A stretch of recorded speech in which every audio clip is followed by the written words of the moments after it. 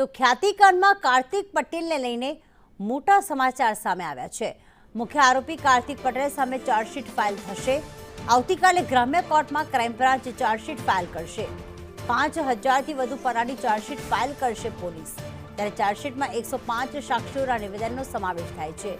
કેટલાક દર્દીઓએ સારવાર લીધી તેનો પણ ખુલાસો થશે।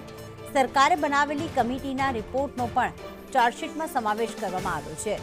અગાઉ 8 આરોપીઓ સામે ચાર્જશીટ ફાઇલ થઈ ચૂકી છે, પણ કાર્તિક પટેલ પછી તેની ધરપકડ થઈ હતી। તે વિદેશમાં ફરાર થઈ ગયો હતો, જેના કારણે તેના વિરુદ્ધ હજી સુધી પોલીસે ચાર્જશીટ ફાઇલ નથી કરી। દિવ્યા અમારી સાથે જોડાઈ ગયા છે। દિવ્યા, આવતીકાલે ચાર્જશીટ ફાઇલ થવા જઈ રહી છે, પોલીસ દ્વારા કરવામાં આવશે, શું વધુ અપડેટ?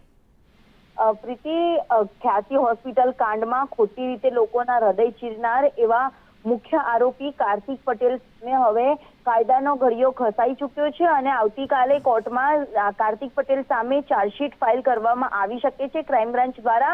આ સાથે જ 5000થી પણ વધુ પાનાની આ ચાર્જશીટ, જેમાં મહત્વના સાક્ષીઓ, જજ સમક્ષ લેવામાં આવેલા નિવેદનોના સાક્ષીઓની જુબાની, આ સાથે દસ્તાવેજી પુરાવા, અત્યાર સુધીમાં કેટલા દર્દીઓ હોસ્પિટલમાં સારવાર લીધી હતી, કેટલાક ખોટા બિલો રજૂ કરવામાં આવ્યા હતા, પીએમજેવાયની એસઓપી, આ સહિતના મુદ્દાઓને આવરી લેવામાં આવ્યા છે અને 5000થી પણ વધુ પાનાની ચાર્જશીટ કરવામાં આવશે। મહત્વનું છે કે અત્યાર સુધીમાં કાર્તિક પટેલ સામે પુરવણી ચાર્જશીટ ફાઇલ કરવામાં આવી હતી અને 8 આરોપીઓ સામે ચાર્જશીટ કરવામાં આવી હતી। હવે આવતીકાલે ચાર્જશીટ થયા બાદ કેસ ઝડપી ચાલે તે દિશા માટે કોર્ટ કાર્યવાહી ઝડપી બને તે પ્રકારની કામગીરી કરવામાં આવશે અને આગામી દિવસમાં ચાર્જ ફ્રેમ પણ કરવામાં આવશે। જી પ્રીતિ, આભાર તમામ વિગતો માટે દિવ્યા।